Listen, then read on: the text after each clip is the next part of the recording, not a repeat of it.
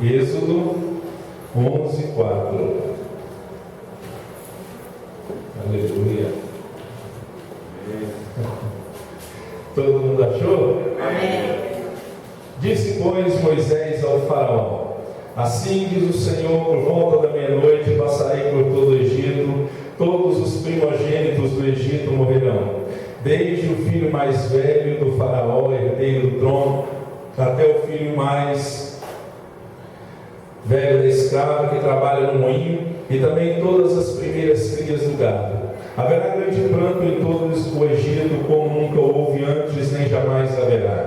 Entre os israelitas, porém, nem sequer um cão atirar contra homem ou animal. Então vocês saberão que o Senhor faz distinção entre o Egito e Israel. Capítulo 12 de Êxodo. Continuemos. O Senhor disse a Moisés e a Arão, no Egito: este deverá ser o primeiro mês do ano para vocês. Digam a toda a comunidade de Israel que no 10º dia deste mês, todo homem deverá separar um cordeiro ou cabrito. Fala para o seu irmão assim: cordeiro ou cabrito. Fala assim para o seu irmão: não é peixe. Amém. Você vai entender o porquê. Para a sua família, um para cada casa. Se uma família for pequena demais para um animal inteiro, deve dividi-lo com o seu vizinho mais próximo, conforme o número de pessoas e conforme o que cada um puder comer. O animal escolhido será macho de um ano sem defeito, e pode ser cordeiro ou cabrito. Guardem-no até o 14º dia do mês, quando toda a comunidade de Israel irá sacrificá-lo ao pôr do sol. Passem então um pouco de sangue nas laterais e nas vigas superiores das portas das casas, nas quais vocês comerão o animal. Naquela mesma noite comerão a carne assada no fogo, com ervas amargas e pão sem fermento. Não comam a carne crua, nem cozida em água, mas assada no fogo, cabeça, pernas e vísceras. Não deixem sobrar nada até pela manhã.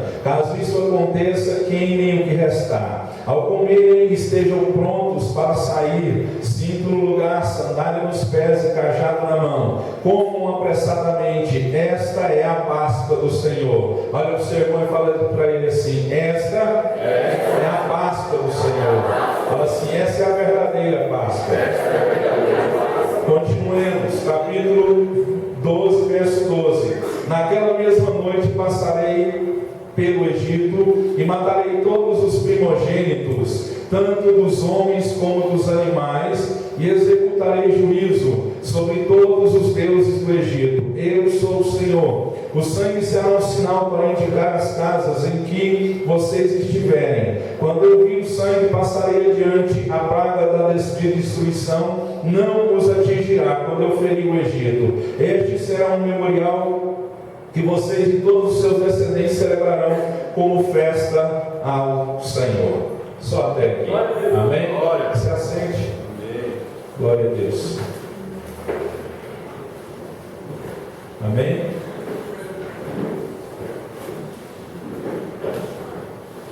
Hoje nós vamos falar, o tema da mensagem é o verdadeiro sentido da Páscoa. Amém? Hoje nós vamos entender, vamos aprender qual é o verdadeiro sentido, qual é o significado da Páscoa que a Bíblia diz. Porque hoje em dia, quando se fala de Páscoa, você lembra de quê? Ovo de chocolate. Aqui você ouviu na Bíblia aqui dizendo assim: faça ovo de chocolate e coma o ovo de chocolate. Você ouviu? Não. A Bíblia não fala de ovo de chocolate. Você ouviu aqui na Bíblia dizendo assim: coma peixe, deixe de comer carne? Você ouviu? Não. Então vamos lá. A palavra Páscoa é de origem grega, que ela foi tirada do verbo. Essa palavra é meio complicada de falar. É passaô, que quer dizer passar além ou passar por cima. Essa palavra que descreve aqui, essa passaô, ela descreve no hebraico a passagem do anjo da morte, que a gente pode ver que aqui, vou contar a história para você. O povo de Israel estava no cativeiro. Eles eram escravos. Está até passando aí no ministério, na Record, os 10 mandamentos, né? A gente pode ver que eles estavam presos. Aqui no verso, no capítulo 12, no verso 40, diz que o período que os israelitas viveram no Egito foi de 430 anos. Eles eram escravos durante todo esse período, vivendo ali em situação degradante, situação difícil. E um dia diz a Bíblia que mais atrás que Deus ouviu o clamor do povo de Israel. Deus viu o choro, viu o lamento desse povo, querendo uma libertação. E da mesma forma Deus vê o nosso choro, o nosso lamento, o nosso sofrimento. E quando Ele se levanta em nosso favor, Ele traz a libertação, Ele traz a redenção. Quando Paulo diz: está em Cristo a nova criatura,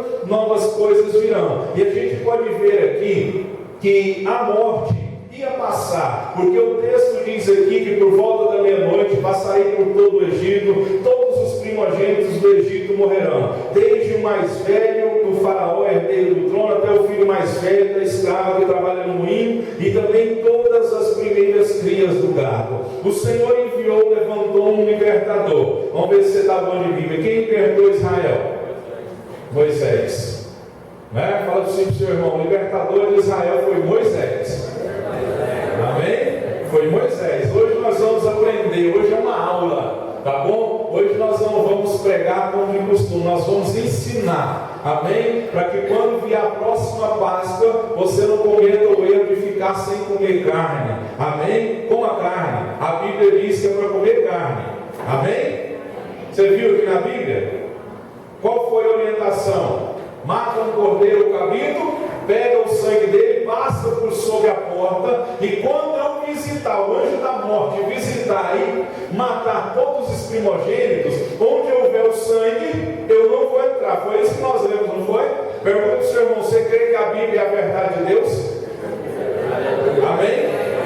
Eu creio que a Bíblia foi escrita por Deus, foi homens que escreveram, mas inspiradas pelo Espírito Santo de Deus. Então Deus enviou a morte para esse povo. E a Bíblia diz, o apóstolo Paulo dizendo, que a morte é a última inimiga do homem. E essa última inimiga do homem visitou o povo, visitou o faraó. E a gente pode ver que só depois que o anjo da morte passou, que faraó permitiu com que o povo fosse liberto. E a gente pode ver que houve uma diferença.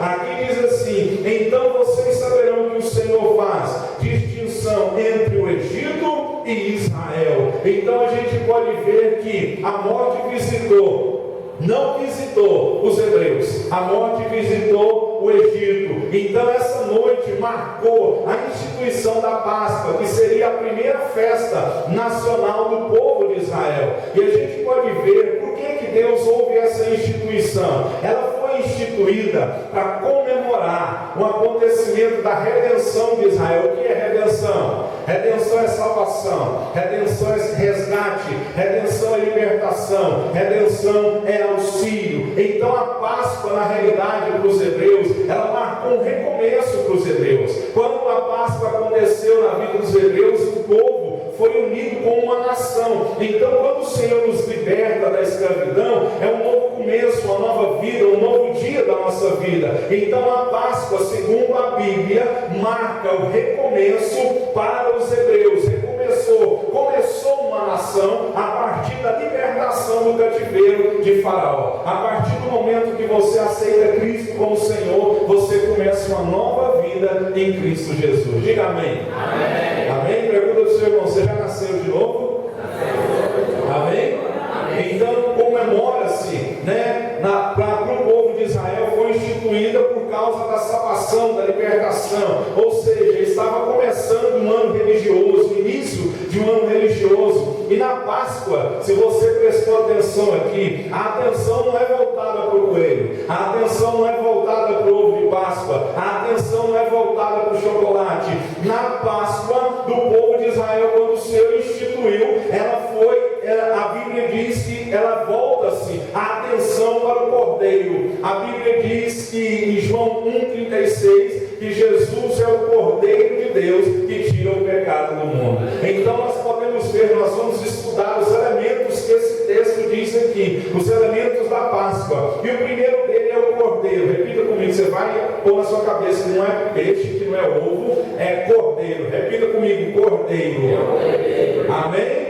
Cordeiro, na realidade, simboliza Cristo, ou seja, libertação do pecado, representava o cordeiro para o povo de Israel, representava o preço da redenção, ou seja, a libertação de Israel do Egito, ou seja, o sacrifício. Então o cordeiro é um dos principais elementos da Páscoa do Senhor nosso Deus. E quando nós falamos de cordeiro, nós podemos lembrar da pergunta que foi feita em Gênesis 22:7, quando Isaac, você lembra da história de Abraão? Isaac? Jacó não. Abraão, Isaac, é porque os 6 patriarcas, é Abraão, Isaac e Jacó. Mas a gente pode ver que quando o Senhor disse para...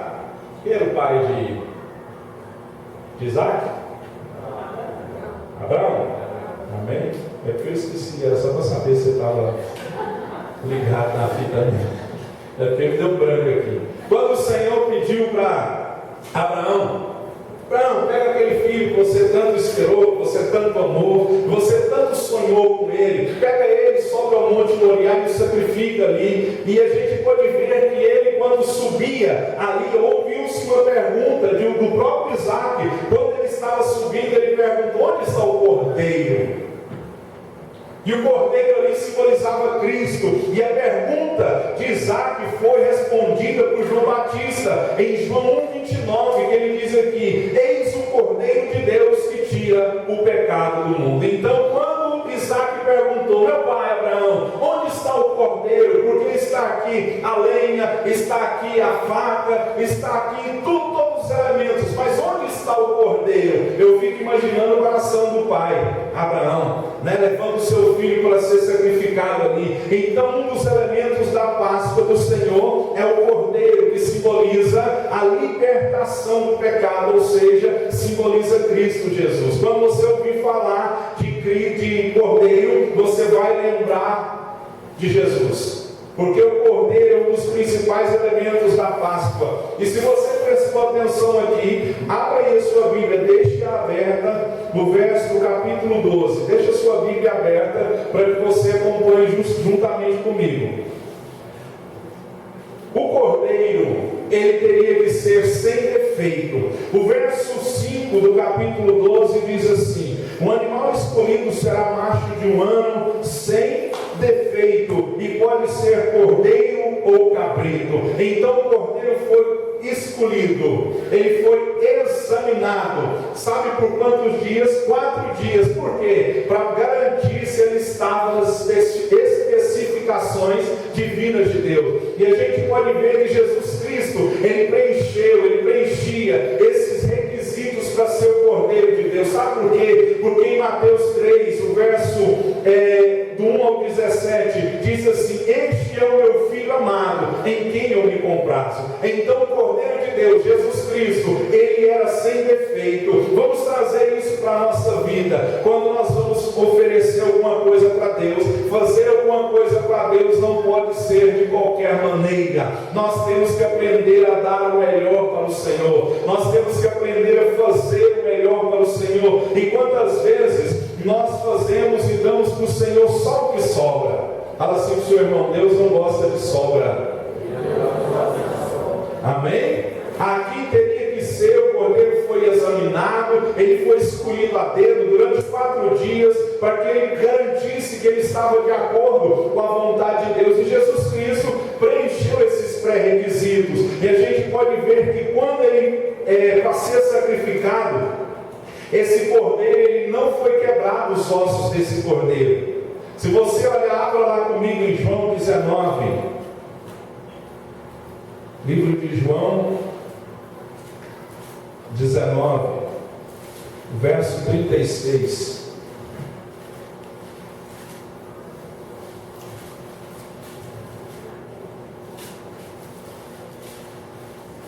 Achou? João 19, verso 36. Estas coisas aconteceram para que se cumprisse a Escritura: nenhum dos seus ossos será quebrado. E o texto aqui diz, quando ele, na preparação desse cordeiro, estava orientando que quando ele fosse sacrificado, os ossos não seriam quebrados, porque o cordeiro estava simbolizando Cristo. E ele foi assado, foi comido, e a fim de ser mantido inteiro, a gente pode ver que ele não foi cozido em água, ele foi assado. Por quê? Os ossos teriam de ser quebrados e durante o cozimento a carne ia se separar deles. Então os ossos não deveriam ser quebrados e nem pedaços de carne deveriam ser carregados para fora da casa, porque era importante que esse cordeiro fosse mantido inteiro, porque não era qualquer cordeiro, não era qualquer animal, era uma simbologia de que Cristo viria e seria o resgatador, seria o salvador da humanidade, da mesma forma que aquele animal estava sendo o resgatador e o salvador do povo de Israel através de Deus, porque ele seria o sangue, na realidade simbolizava Cristo Jesus, nosso Senhor. E a gente pode ver que Jesus não conheceu pecado algum, Jesus não pecou, em Jesus não há pecado, portanto, Jesus é o Cordeiro perfeito de Deus. Então, nós, quando temos que entender, o nosso Deus, Ele quer que você ofereça o melhor para Ele, entender o valor da morte dele. É que eu estava falando com a irmã Sandra ali no fundo, há uma inversão muito grande da palavra de Deus. Hoje nós somos ensinados pela mídia, pela sociedade, a dar muito valor ao nascimento. Você concorda? Quando se comemora o nascimento de Jesus? Natal, dia? Mas a Bíblia não dá ênfase simplesmente ao nascimento. A Bíblia não manda comemorar o nascimento, a Bíblia manda comemorar a morte. Porque através da morte, hoje é ceia, foi através da morte desse Cordeiro perfeito e santo do Senhor que o nosso Deus trouxe salvação a nós. Amém? Então o Cordeiro foi morto. Depois que ele foi morto, o seu sangue foi colocado nas ombreiras da porta onde vivia as famílias israelitas. Repita comigo: o sangue de Jesus tem poder. Repita de novo: o sangue de Jesus tem poder. Amém? Amém. Fala com o seu irmão de novo: o sangue de Jesus tem poder. Amém? Você acredita no poder do sangue? Amém. Amém? Eu creio no poder do sangue e entender que não foi a vida do Cordeiro que salvou o povo, mas sim a morte do Cordeiro. Não foi a vivência dele que salvou o povo, mas foi a morte do Cordeiro. Sabe por quê? Porque a Bíblia diz: sem derramamento de sangue não há remissão de pecado. Por isso foi necessário Cristo morrer em nosso lugar. Por isso foi necessário derramamento de sangue, porque sem derramamento de sangue não haveria remissão de pecado. E foi sua morte na cruz que pagou o preço pela nossa redenção. Sabia que Jesus pagou por você? A Bíblia diz que não foi ouro, não foi prata, mas foi com sangue. Fala assim para o seu irmão: você custou caro. Você custou muito caro, foi o sangue. Foi o sangue de Jesus. Nós acabamos de ouvir a música aqui, né? E o refrão diz assim: você é precioso, mais raro do que o ouro puro de Ofir. Então essa história que muitas pessoas dizem aí: eu não valho nada, eu não sou nada, é mentira do diabo. Você tem muito valor, porque se não tivesse valor, o Cristo não teria derramado sangue para remir, para salvar, para libertar, para sarar você. Então nós temos que entender que o nascimento de Jesus Cristo foi o nosso substituto. Ele morreu em nosso lugar, ele sofreu julgamento por causa do nosso pecado. Ele substituiu você. Se não fosse Jesus Cristo, hoje nós estaríamos mortos. Jesus Cristo nos substituiu naquele sacrifício da cruz. Você já leu as passagens que falam da morte de Cristo? Quando ele estava sendo levado, logo após o episódio do jardim ali, de Getsemane, ele ali na agonia da morte, ele estava ansioso porque ele sabia que a hora dele estava chegando, era chegada. A gente pode ver que ele chama alguns discípulos e ali ele começa a orar, ele se separa para um canto, e ele começa a orar: Pai, se possível passa de mim este cálice, mas contudo não seja feita a minha vontade, mas a tua vontade.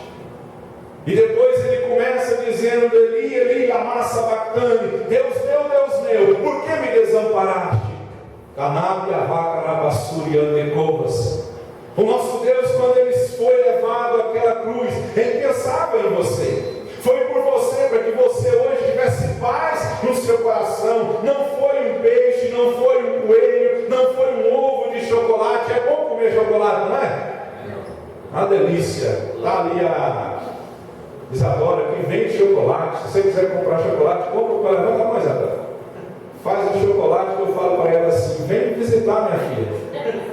Ela põe lá um chocolate lindo, maravilhoso. Mas o que eu estou falando aqui é do valor que o Cordeiro tem para nós, porque o nascimento de Cristo, olha essa frase: o nascimento de Cristo trouxe Deus ao homem, a morte de Cristo trouxe o homem a Deus. Isso é profundo, isso é maravilhoso, é muito forte essa frase. A gente pode ver, vou ler de novo: o nascimento de Cristo trouxe Deus ao homem. Ele se fez carne. Sabe por que Jesus fez carne? Sabe por que Jesus se fez carne? Porque ele tinha que sentir o que você está sentindo. Ele tinha que sentir, ele tinha que saber. Sabe por quê? Porque muitas vezes a gente ora para Deus e fala assim: Deus, o Senhor não sabe o que eu estou passando. Sabe por que ele passou? Ele veio em carne. A Bíblia diz que ele era homem, mas nele não havia pecado. E a Bíblia diz que, sendo Deus, não teve por usurpação ser igual a Deus, mas antes se esvaziou de si mesmo e morreu uma morte. Sabe qual foi a morte? Morte de cruz. Fala assim para o seu irmão: dá glória a Deus. Glória a Deus. Glória a Deus. Nós deturpamos demais os valores hoje em dia. Sabe por quê? Porque esse tipo de mensagem não se ouve um glória a Deus, não se ouve um aleluia. Mas quando se fala de dinheiro, de prosperidade, aleluia, glória a Deus, pula, fala em língua, chora, caixão não tem gaveta. Eu tenho pregado aqui que nós estamos invertendo as coisas. Nós estamos preocupados demais com aquilo que realmente não vai nos levar para o céu. Não vai levar para o céu. Quando você morrer, você vai chegar lá no céu e vai dizer assim: Deus, ó, eu tenho isso e tenho aquilo. Deus vai falar: aparta-te de mim, que eu não te conheço. Deus não quer seu dinheiro. A Bíblia diz a Ageu que minha é o ouro e minha é a prata. Então tudo é de Deus. Então nós podemos ver: o nascimento de Cristo trouxe Deus ao homem, a morte de Cristo trouxe o homem a Deus. Sabe por quê, irmão? Quando nós pecamos, quando nós estávamos afastados de Cristo, sabe o que é Jesus Cristo? Imagina um despenhadeiro de um lado sem ponte e outro despenhadeiro de outro lado sem ponte. Como você vai atravessar para um lado? A cruz de Cristo te liga. Foi a cruz, irmão. É por isso que Jesus, quando os fariseus disseram assim: Senhor, me mostra um sinal. Tem gente que gosta de ficar pedindo sinal, né? Deus, me dá um sinal. Sabe o que Jesus fez? Falou? Ele diz assim: vocês conseguem discernir quando vai chover, quando não vai chover? Sabe qual sinal eu vou dar para vocês? O sinal de Jonas. Quantos dias Jonas ficou no peixe, lá na barriga? Jesus ressuscitou depois de quantos dias? Então nós temos que entender que o nascimento trouxe Jesus a nós, mas a morte nos levou a Ele. É por isso que você tem que valorizar isso aqui, ó. Santa Ceia. Você que não valoriza isso aqui não está sendo bom cristão. Porque esse cerimonial aqui, aos olhos de muitos, pode parecer um pedacinho de pão. Aos olhos de muitos pode parecer um copinho de suco. Mas se você crer e entender o significado da ceia, você não vai olhar segundo a ótica humana. Então nós temos que aprender que redenção, que o Senhor, que o Cordeiro sem defeito, sem mancha, sem mácula, significa salvação, significa resgate, libertação. Então o Senhor, quando Ele disse para os israelitas, para o povo judeu, dizendo assim: olha, eu vou libertar vocês, eu vou enviar um anjo de morte, mas onde houver o sangue, nos umbrais da porta, não vai haver a morte. Amém? Nós falamos do Cordeiro. Quem é o Cordeiro? seu irmão, quem é o Cordeiro? Amém? Cordeiro é Jesus Cristo, sem mancha, sem pecado, sem defeito algum. Nós vamos falar sobre o sangue desse Cordeiro que foi, morto aqui na instituição da Páscoa. O sangue representa a expiação. Para livrar o povo, como eu já disse, para o livramento ser eficaz, era preciso que o sangue fosse colocado nos umbrais da porta. Porque Êxodo 12:13 diz: quando eu ver o sangue, passarei por vós. Tem gente que tem medo de demônio. Tem gente que tem medo de macumba. Tem crente que tem medo de passar na porta do cemitério. Tem crente que tem medo de ficar sozinho, no escuro. Deixa eu te dizer, quando o Senhor vê o sangue, pergunta para o seu irmão: o sangue de Jesus está sobre você? Amém? Se o sangue de Jesus está sobre você, quando o mal chega, ele dá uma olhadinha e fala: eu não dou conta, ali eu não consigo, ali eu não consigo, ali eu não posso fazer nada. Tem gente que tem medo de inveja, de macumba, de feitiço, de encantamento. Quando ele vê o sangue, ele vai passar. 1000 caem ao seu lado, 10.000 à sua direita, mas você e eu, nós não somos atingidos. Os anjos do Senhor acampam ao redor daqueles que temem ao Senhor. Há uma armadura de Efésios 6 que está sobre você. Olha o perigo que o diabo corre quando ele chega perto do crente. Olha o perigo. Ele vai ter que passar pelo sangue, ele vai ter que passar pelos anjos, ele vai ter que passar por muita coisa e ele não vai dar conta. Então para com essa conversa: o irmão ali está com o olho gordo. Deixa o olho gordo dele, porque ele está comendo muito. Aí o olho dele está gordo, e outras coisas está gordo. Por quê? O sangue de Jesus, o sangue do Cordeiro nos umbrais da porta, foi um sinal da aliança de Deus, para que Deus não destruísse. Vou ler aqui. Então vocês saberão que o Senhor faz distinção entre o Egito e Israel, mundo e o povo de Deus. Entendam uma coisa: nem todos são filhos de Deus. A Bíblia diz, Marcos 16:15, se eu não me engano: ide por todo mundo, prega o Evangelho a toda criatura. Aquele que crê vai ser salvo, aquele que não crê vai ser condenado. Ele não disse vai pregar a todos os filhos, ele disse criatura. Como basta isso? Lê João capítulo 3, Jesus conversa com Nicodemos e diz assim: Nicodemos, para você ser salvo, você tem que nascer de novo. Como eu vou entrar no ventre da minha mãe? Aquele que nasce da carne é carne, nasce do espírito é espírito. Como eu vou ser salvo? Romanos capítulo 10. Se você conversar com a sua boca e no seu coração você crer, é salvo. Isso prova que nem todos são filhos. Há uma distinção entre filhos e criatura. Aqui o Senhor ia visitar as criaturas. Os filhos foram preservados.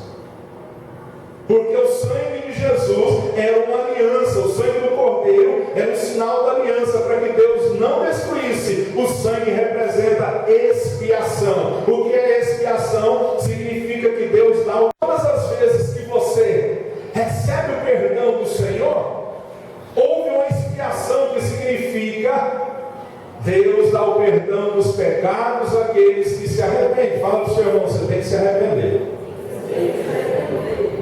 Assim, faz assim para o seu irmão, assim, com todo carinho e respeito. Olha aqui para mim. Faz assim para o seu irmão: ó, Deus está te vendo. Amém? Deus está te vendo. E olha, essa reconciliação requer o sacrifício. Preste atenção nisso aqui. Essa reconciliação requer o sacrifício de alguém em substituição ao pecador arrependido. Daí surgiu a expressão bode expiatório. Porque quando o sacerdote queria expiar, que era pedir o perdão de Deus para o povo, ele usava o bode. Mas o nosso Deus não é bode, ele é cordeiro. O bode representa, não precisa nem dizer. Colocava-se ali a mão sobre aquele, aquele animal, e era como se os pecados de toda a nação de Israel fosse e ficasse ali sobre aquele animal. Por que isso? Porque a reconciliação requer o sacrifício de alguém em substituição àquele pecador que se arrependeu. E no Antigo Testamento, os substitutos que davam a vida no lugar dos pecadores arrependidos eram os animais. Mas quando Cristo veio, de uma vez por todas, a gente pode ver que eles eram sacrificados no lugar do pecador arrependido. O animal morria no lugar do pecador. Mas Jesus Cristo é chamado na Bíblia de Cordeiro de Deus, porque Ele é o nosso substituto. Ele me substituiu, Ele substituiu você, Ele fez expiação do nosso pecado. Vou ler de novo o que é expiação, porque tem gente que vive no mundo de Bob, né? Pergunta ao seu irmão, você está no mundo de Bob? Sabe nem o que é mundo de Bob, né? Tinha um desenho que passava, ele ficava no mundo da imaginação, né? É porque às vezes a gente tem que ficar repetindo, para a pessoa trazer o entendimento da pessoa, para que quando ela sair, a palavra não entrou aquele ditado não aconteça, né? Entrou no ouvido e sai no outro. Então você vai ficar ouvindo até você aprender. Fala para o seu irmão, volta para cá.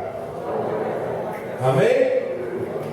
Jesus é chamado o Cordeiro de Deus, Ele é o nosso substituto. Através desse sacrifício, Ele nos reconciliou. Sabe por que tudo isso? Vamos voltar lá para Gênesis, capítulo 3. Você conhece a história de Adão e Eva? Você sabia que a Bíblia não diz maçã? Tem muita gente que fala, quando Eva foi lá e comeu uma maçã. Não fala isso não, só na sua Bíblia está, na minha não está. Deus disse assim, olha, colocou Adão lá no jardim do Éden, depois fez Eva, e disse a ele, olha, vocês podem mexer em tudo, vocês podem fazer o que vocês quiserem com tudo, mas aqui na árvore do conhecimento do bem e do mal, não mexa. Você já percebeu que nós somos dotados de uma curiosidade ao extremo? Tem até um ditado que a curiosidade matou. A curiosidade matou o gato. Não é verdade? Muitas vezes nós só queremos fazer aquilo que não pode. Não é verdade? Se eu disser para você, nesse arranjo de flor você não mexa. Pode mexer em tudo aqui dentro da igreja, mas aqui você não pode mexer. Não mexe. Não mexe. Já está agoniado para levantar e vir aqui tocar. Eu vi um vídeo de uma menininha. Ela abriu uma caixa de leite condensado, de creme de leite, não sei.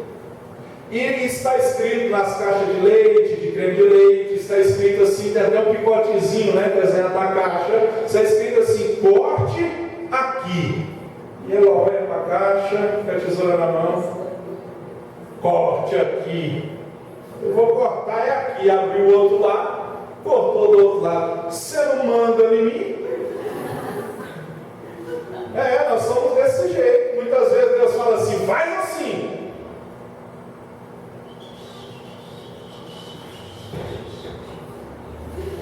Manda em mim. Meu Deus do céu, eu vou ficar olhando para acabar o culto.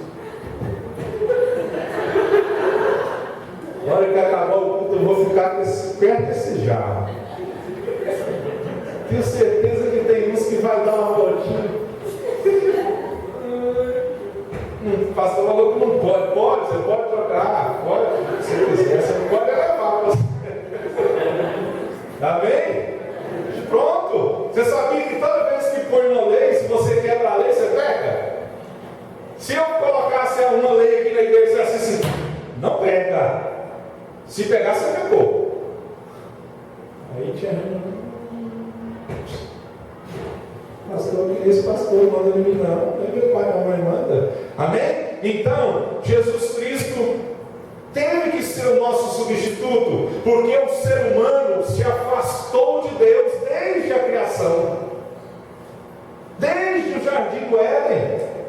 Você já percebeu que a criancinha, quando ela nasce, e você já viu que tem pai, a maioria dos pais não ensinam para os filhos coisas erradas, procuram ensinar coisas boas para as crianças. Mas você já viu que tem menino E se você não tem filho, se você não tem filho, vai ter ainda, você vai pagar a língua. É pagar a língua que fala, né? Por que pagar a língua? Porque quando a gente não tem filho, a gente olha para aquele menino abençoado, aquela menina que bagunça tudo, a gente logo pergunta: cadê a mãe e o pai dessa menina? Espera você ter filho. Espera. Você vai ver que o seu filho vai dar um baile, você vai falar assim: não faz. E você vira as costas, ele vai lá e faz. Não pega, não come. Você vira as costas, ele vai lá e come. Aí você pensa assim: meu Deus do céu, o que eu fiz com esse menino? É porque tem uma natureza humana nele, que desde a criação do mundo está nele. Ele quer fazer só o que não pode. É por isso que de vez em quando a mamãe e o papai tem que pegar: senta aqui, dá um tapinha na mão, não vai morrer não. Amém? Então, através desse sacrifício, Jesus nos reconciliou. Eu sempre brinco aqui que a gente tem o costume de dizer assim: a pessoa aceitou Jesus. Mas na minha opinião foi Jesus que nos aceitou. Concorda comigo? Porque o ruim da história não era Jesus, era eu. Assim para o seu irmão, com todo carinho e respeito, o ruim não era Jesus, não. Amém? Porque Jesus, o Cordeiro, é sem defeito, sem mancha, sem mácula. O que o sangue de Jesus fez por nós? O sangue de Jesus nos purifica de todo pecado. Ele nos permite ter comunhão com o Senhor. Sabe por quê? O sangue de Jesus é o sangue da nova aliança. Hebreus 10:19 diz que ele é o novo e vivo caminho. Abre aí para você ver. Hebreus 10:19. Glória a Deus.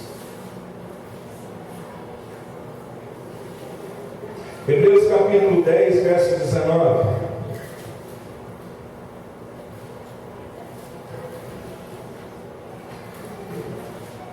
Amém?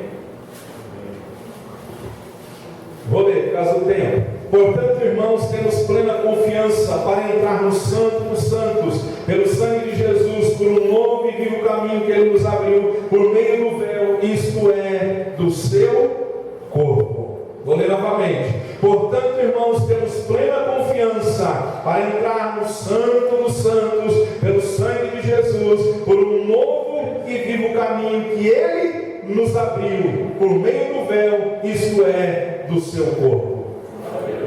Hoje você pode entrar na presença de Deus, a hora que você quiser, aonde você quiser. Você pode ali fechar os seus olhos, dobrar o seu joelho e dizer: Deus, tem misericórdia, me ajuda. Na época do povo de Israel, só o sumo sacerdote adentrava na presença do Senhor. E então o sangue de Jesus permite você ter comunhão com Cristo, nosso Senhor e Salvador. Por isso nós temos que mudar o nosso linguajar, a nossa maneira de falar. Tem gente que numa situação de perigo vem ali, imagina você está na rodovia ali, vem um carro desgovernado, vem para o seu rumo, cruz credo, morre. Mas se vier um sinal de perigo, o sangue de Jesus tem poder. Ah, eu quero ver o demônio que toca em você. Ela repete comigo: o sangue de Jesus tem poder. O sangue de Jesus tem poder. Então você vai mudar o seu modo de falar. Esse negócio de cruz credo da Maria Nossa Senhora não é linguajar do crente, não. Repete comigo: o sangue de Jesus tem poder. O sangue de Jesus tem poder na minha vida. O sangue de Jesus tem poder na minha família. Amém? Não muda sua forma de falar. Tem misericórdia. Amém? E tem coisa que a gente fala que a gente é tão natural que a gente nem presta atenção no que fala. Uma vez eu pegava carona com uma pessoa. Não vou falar o que é, porque às vezes vai ferir alguém aqui, né? Porque tem gente que diz que é crente, mas não converteu ainda. Fica às vezes umas coisinhas de antes, né? E eu fui contando desde quando saímos da igreja até onde ela me deixou. A hora que chegou lá, eu disse assim: fulana, 22 vezes. Ela: 22 o quê, irmão? 22 vezes que você falou tal frase. Na conversa nossa do caminho, ela repetiu a mesma linguajar que ela repetia anteriormente. Repete comigo: Santo Jesus sem poder. Coração calado, está repreendido. Eu expulso em nome de Jesus. É isso que você tem que falar quando você, amém, vê alguma coisa. Tá bom? Tem gente que não gosta não. O inimigo, o sangue de Jesus nos protege contra o inimigo. O sangue de Jesus nos dá vitória. O sangue de Jesus nos liberta de costumes, vícios e comportamentos indevidos. Isso eu quero ler. 1 Pedro 1, 18 e 19. Isso é a Páscoa. O sangue de Jesus tem poder. O sangue era o cordeiro. O cordeiro foi morto e derramou sangue. 1, 18 de 1 Pedro.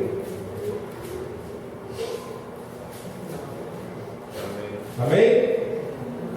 É só passar umas 4 páginas para frente. Pois vocês sabem que não foi por meio de coisas perecíveis, como prata ou ouro, que vocês foram redimidos da sua maneira vazia de viver, transmitida por seus antepassados, mas pelo seu precioso sangue de Cristo, como de um cordeiro sem mancha e sem defeito.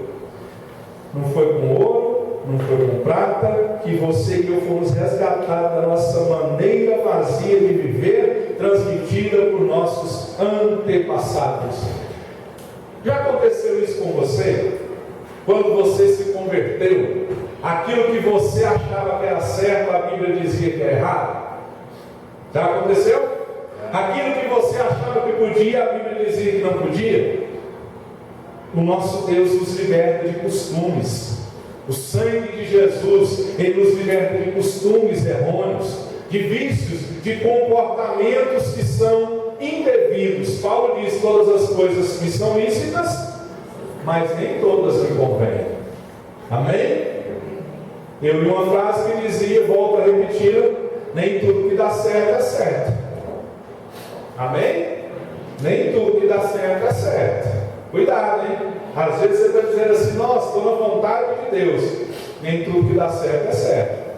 Posso tudo, mas nem tudo. Aí, pastor, se eu posso tudo, como nem tudo? Todas as coisas são listas, mas nem toda me convém. Vamos falar dos pães asmos, porque o texto diz aqui que eles seriam em Êxodo 12, naquela mesma noite, verso 39. Êxodo 12, verso 39. Não, verso 8. Naquela mesma noite comerão carne assada no fogo, com ervas amargas e pão sem fermento. Aqui fala dos pães asmos. O que é pães asmos? Era o pão sem fermento. Devia ser uma maravilha, né?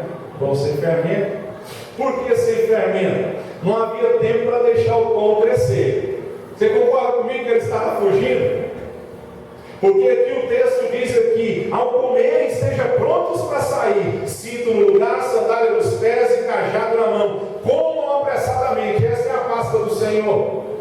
Então eles não tinham tempo de fazer o pão, pôr o pão lá, esperar o fermento fazê-lo crescer. Você já viu aquele versículo que diz assim, ó: um pouco de fermento leveda toda a massa? A Bíblia diz isso.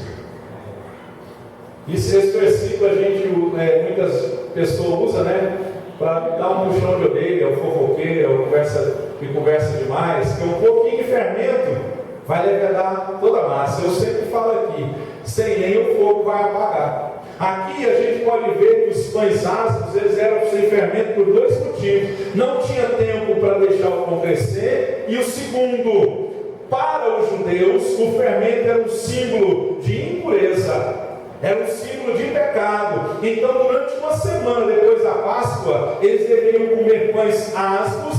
Para quê? Para remover qualquer resquício de fermento da casa. Esses 7 dias de pães asmos que eles comeram nos ensinam que o povo de Israel não levou contaminação do Egito. Isso é muito importante. Vou abrir parênteses aqui. Volto a repetir. Tem gente que se converte, obviamente, há um processo de transformação. Lento, demorado, né? Demora-se algum tempo, há um processo, nós temos que aceitar, entender, compreender esse processo. Uma pessoa que se converte, ela vai ter que passar por esse processo, porque ela estava acostumada com hábitos errados, com coisas que não agradam a palavra de Deus. Mas o que está acontecendo é que nós aceitamos Cristo como Senhor e Salvador e queremos continuar sendo a mesma pessoa. Nós queremos continuar praticando os mesmos hábitos. Eles comeram na realidade esses pães asmos durante 7 dias, como simbolismo de que eles não levaram contaminação do Egito. Eu li uma frase que dizia assim: que foi necessário uma noite para libertar o povo de Israel. Uma noite, né? Uma noite Deus fez o que tinha que fazer, mas foram necessários 40 anos para tirar o Egito do coração do povo. Sabe por quê? Se você é leitor da Bíblia, todas as vezes que o povo começava a murmurar contra Moisés, contra os líderes de Israel, eles diziam assim: era melhor nós voltar para o Egito, era melhor nós termos morrido no Egito, era melhor nós termos morrido no deserto. O Egito era melhor, porque no Egito nós tínhamos carne, nós tínhamos pepino, nós tínhamos comida, e eles preferiram olhar para trás, para o Egito. Então nós temos que aprender que o nosso Deus, os pães asmos, é símbolo da sinceridade, é símbolo da aliança do povo para com Deus, de que o povo ia guardar a lei. Os pães asmos simbolizam a pureza. Os pães asmos simbolizam a nossa comunhão com Cristo, que não pode haver impureza, porque o fermento no pão era simbolismo de impureza. Então nós temos que entender que a ausência do fermento simboliza a santidade. Fala assim: seu irmão, você tem que ser santo, irmão. Amém? Não vai nos padrões do mundo, não. Não vai nos padrões da santidade do mundo, não. Porque hoje, se você for ver nos noticiários, na televisão, nas internet, tem muita coisa que vai te afastar de Deus. Pergunta para o seu irmão: quem está te afastando de Deus? Só não responda. E entender também, queridos, que o fermento é símbolo de pecado. Sabe por quê? O pecado é igual o fermento. O fermento, ele trabalha silenciosamente, secretamente, ele se espalha. Assim é o pecado. Por isso que Deus disse: vocês vão comer pão sem fermento, porque o pecado trabalha silenciosamente, secretamente, e ele polui, e ele faz com que a massa cresça. Eu disse aqui esses dias atrás que o diabo, ele não vai aparecer como Hollywood, os filmes de Hollywood, né? Mostra que ele é, né? Com aquelas fantasias, que muitos se fantasiam nessas festas mundanas, né? Tem gente que tem o descabimento de se vestir de diabo, né? Quando ela se veste de diabo, ela está dizendo: eu sou o diabo, eu sou o filho do diabo, eu sou a representação do diabo, está do lado disso na minha vida. Amém? Então, nós temos que entender que o fermento é simbolismo do pecado. O pecado, como eu disse, o diabo não vai aparecer de tridente, né? Com um chifrinho. Ele vai aparecer aquilo que a gente gosta. Fala assim para o seu irmão: vigia. Amém? Sabe por quê? A Bíblia diz: o espírito está pronto, mas a carne é fraca. A gente tem o costume de dizer aquele versículo assim: orai e vigiai, né? Mas é ao contrário: vigiai e orai. Então eu vigio primeiro. O que você entende por vigiar? Opa, vai fazer mal. Opa, estou indo embora. Opa, Paulo disse: foge da prostituição. Opa, vigiar isso é ficar alerta, ficar atento. Agora tem crente que é bobo. Tem crente que ele é tão tapado, tão sonso, me perdão pelo jeito de dizer, que ele... Não? O quê? É igual vir num carro um dia, um cotô, um povô. Estava escrito assim, um cotô, um povô, está mais perdido que segue tiroteio, não conhece nada de Bíblia. Aí fica, e o pecado, o diabo diz a Bíblia, que ele ruge como um leão, procurando alguém a quem possa tragar. Aí o crente não ora, não vigia, não lê Bíblia, só anda com quem não presta, só fala que não presta, e o diabo, opa, esse aí é presa fácil. Esse aí o diabo nem preocupa, ele vai preocupar com aquele que está se esforçando. Então vigia, fique esperto. A Bíblia diz em Abacuque que Deus mandou Abacuque ficar numa torre de vigia. O Atalaia em Ezequiel 33, ele ficava numa torre de vigia. Ficava prestando atenção. Se o inimigo viesse e ele não avisasse o povo que estava na cidade, Deus vai cobrar o sangue dele. Aí tem crente que fica, isso eu posso, tem nada não, ninguém está vendo. Não, todo mundo está fazendo. Não, mãe, o filho do fulano foi, por que eu não posso? Aí vem o diabo com aquelas mentirinhas assim, você merece, pai, você sofreu tanto, você trabalhou tanto, o que é isso? Aí não vai fazer mal para você não, é como um fermento, irmão. Começa silenciosamente, vai se espalhando e vai fazendo a massa crescer. Eu aprendi que pecado é igual uma bola de neve. Já viu aqueles desenhos? A bolinha de neve, nem sei se isso acontece, acho que é só nos desenhos mesmo, né? Faz a bolinha de neve lá e joga ela lá do alto. A hora que chega lá embaixo, ela está enorme. Então, assim é o fermento. Um pouquinho de fermento vai levantar toda a massa. Ou seja, um pouquinho de pecado vai levantar toda a massa. Um pouquinho de pecado vai te afastar do Senhor nosso Deus. Então nós temos que aprender a viver afastados. Os pães asmos simbolizam, sem fermento, sem impureza. É a sua vida de santidade, é a sua vida de compromisso com Deus. Isso é Páscoa. Isso é Páscoa. Nessa, perdão pelo que eu vou dizer agora, nessa hipocrisia que se vive hoje. Hoje eu não como carne porque a semana é santa. Aí deixa de comer carne um dia, continuou pensando, continuou? Está pecando o pensamento. Aí deixa de comer carne hoje, amanhã volta para o pecado. É a mesma coisa o cristão, vem aqui, toma ceia, e amanhã volta para o pecado. Está errado. Eu vim aqui, tomei ceia, dei valor à ceia, mas quando o pecado vier, eu sou pão asmo. Fala para o seu irmão, eu sou pão asmo. Sem fermento, sem pecado. Amém? Aleluia. É para você virar para o seu irmão e falar assim, eu sou um pão. Sou limpo, não é esse pão aí que você prestou não. Amém? É sem pecado. Amém? É você ser uma pessoa que se dedica à santidade. O que é santidade? É você se afastar daquilo que te afasta de Deus. Isso é Páscoa. Amém? Ervas amargas significa, aqui diz aqui, vou voltar aqui e já termino, eu tenho que fazer a ceia, né? Ervas amargas e pão sem fermento. Eu falei do pão asmo, que é o pão sem fermento, e quero falar das ervas amargas. Isso estava simbolizando.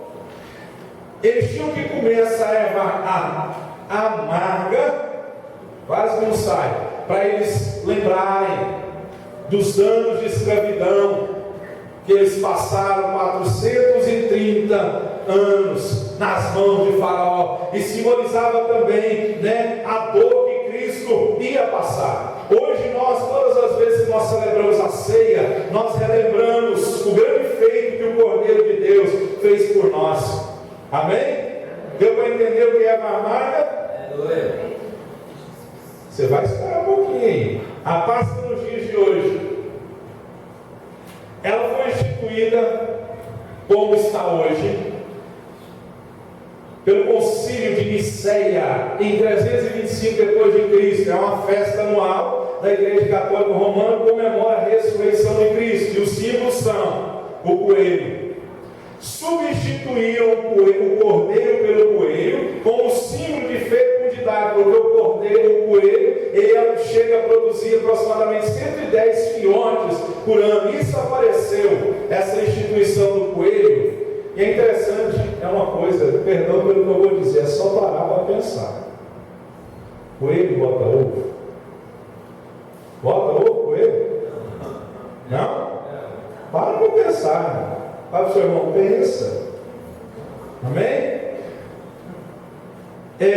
Dizem que ele representa a morte e ressurreição de Cristo, pelo fato de que alguns que habitam em lugares frios e nevados hibernam e só saem da caverna quando chega a primavera. Nós sabemos que não podemos aceitar essa aberração, pois em toda a Bíblia encontramos o cordeiro e não o coelho como símbolo de Cristo. Não é o coelho que é o símbolo de Cristo, é o cordeiro. O ovo, para muitos o ovo significa o começo, origem de tudo, porque quando ele é incubado, sai dele vida, porque eles querem dizer que nele está contida a vida. Em Cristo, porém, não está contida a vida, ele é a própria vida. Ele é a própria vida. O ovo está contido a vida, mas Jesus Cristo é a vida. Então a gente pode ver o peixe. Dizem que é símbolo de cristianismo. Dizem que no passado, quando os cristãos se reuniam, faziam desenho de um peixe. Na Semana Santa não comem carne por causa do corpo de Cristo. Substituíram a carne por peixe, mas na Páscoa judaica eles comeram carne. Quem está errado? Não responde para mim não. É a Bíblia. No começo do culto, todos disseram que creem na palavra de Deus. Então, substituíram a carne por peixe, mas na Páscoa judaica comiam cordeiro. Então, irmão, eu não quero ir contra o que você foi ensinado, você aprendeu, não. Mas a minha Bíblia diz que é cordeiro, não coelho e nem peixe.